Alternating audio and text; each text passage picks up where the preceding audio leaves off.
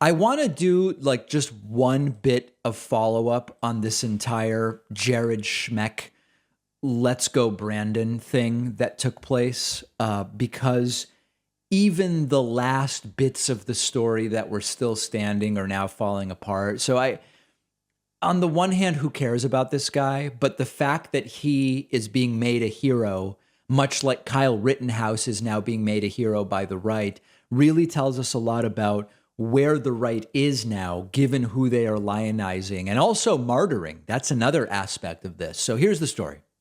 This guy, Jared Schmeck, over the holiday weekend, was able to get on the phone with Joe and Jill Biden. And during that phone call, he dropped in the phrase, "Let's go Brandon." "Let's go Brandon" is a euphemism or a code for F Joe Biden. So he told the president to go F himself. Here's a reminder of that clip. This isn't to you, Jared. This is to the kids. That's right. Well, I hope you have a wonderful Christmas. Yeah, I hope you guys have a wonderful Christmas as well. Okay. Merry Christmas, and let's go Brandon. Let's go, Brandon. I agree. Hey, by the way, where are you in Oregon? Where's your home? I think we lost him. Yeah. Okay, so after this took place, this guy, Jared Schmeck, started getting criticized significantly by some, although people like Don Jr. praised him. But there were people criticizing Jared Schmeck because it's quite disrespectful. If your view is respect the office of the president, you don't call up the president and say, F you, go F yourself, the equivalent of that. And Jared Schmeck started to say that he's a victim. Everybody, he was just expressing his First Amendment rights, and people are curtailing those by criticizing him. And it's like, no, consequences to your speech are also protected by the very same free speech right that we all share. And he also said something interesting, which is, I'm not a Trumper. I respect Joe Biden. I'm not a Trumper. I just have concerns. Cut to yesterday when Jared Schmeck appeared with former Trump advisor and Breitbart propagandist Steve Bannon wearing a red MAGA hat, saying the election was 100% stolen. And he wants us to believe he's not a Trumper. He's just a guy expressing his concerns. It's just a pathetic joke. Take a look at the video. Let's listen to the audio. I know it was said in a joking manner, in a humorous manner, but it's a very serious thing. And I mean, it was one way for me to like, man, I got a chance right now to voice my disapproval of this man and his administration. And so I'm proud of it. What is that? You're John Q. Public. What is that disapproval? Can you define that for us? Yeah. By the way, the idea that we would it's great to hear from just random people. That's great. We want to know, we want to take the pulse of what's going on and hear from people. But Steve Bannon's interest in hearing from this guy, who we only know about because he told the president to go F himself, like, who in particular cares what this guy has to say? Let's go Brandon is, and I've said it in other articles, I am a Christian man. For me, it's God first and foremost. I don't follow any one man blindly. Some of the media has run with that and said I don't support Donald Trump. That's absolutely false. And remember, he said, I'm not a Trumper. Trump is my president, and he should still be president right now. What? The election was 100% stolen. So I just want to make that clear. But Let's Go Brandon is more than just F Joe Biden. Let's Go Brandon encompasses the entirety of our frustration with Joe Biden, the administration, the leftist mob, the cancel culture, the mainstream media. They're the ones who made this a thing. And we're F Joe Biden is about the cancel culture. What is this guy talking about? As conservatives, we're able to find humor in this, but there's terrible things going on.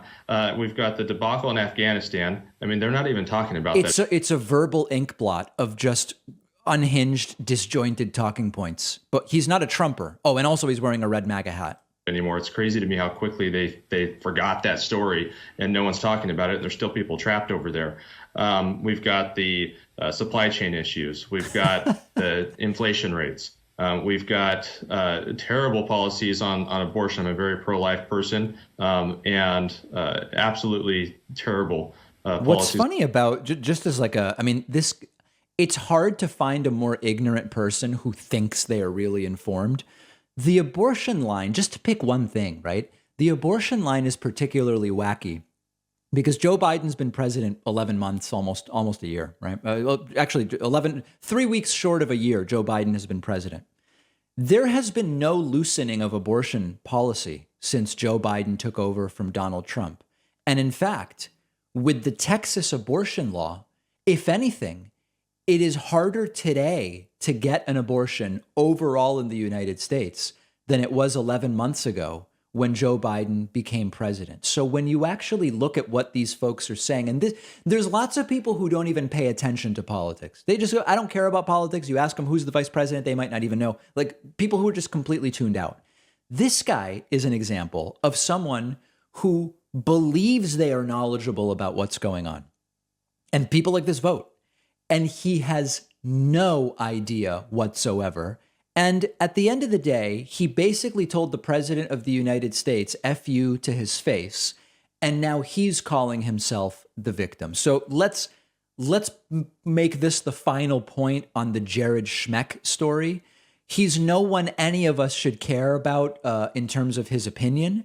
And he, despite being a Christian and being from the side that says we've got to have the right, tone and respect for all of these different institutions, he is now being criticized because he told the president to go F himself. That's the end of the story.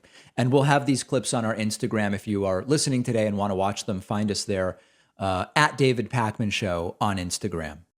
One of our sponsors is Self-Decode. Self-Decode is a genetic testing and analysis platform that gives you tools to gain insights about your health based on your DNA. This is a new technology. We're still learning so much about what of substantive value can we get from these types of results. But by using artificial intelligence and machine learning, you can get personalized insights based on your specific DNA, as well as getting lab test analysis and recommendations. Really a lot of interesting ways to get information about yourself through the Self-Decode platform. They never sell your information. They never give away your information to anybody. Self-Decode sent me a DNA kit to get my saliva. I did the test, sent it back, and in just a few weeks, I had my results. I found, for example, that genetically, I'm not at big risk for kidney stones, not at big risk for asthma. Unfortunately, I'm at slightly increased risk of headaches, which is true. And the recommendations you get are really simple and logical things relating to sleep, relaxation, etc. Very, very interesting. And this is a technology that's going to develop and mature significantly over the next 5 to 10 years. Self-Decode is giving my audience 25% off when you click the link below and use the coupon code PAKMAN.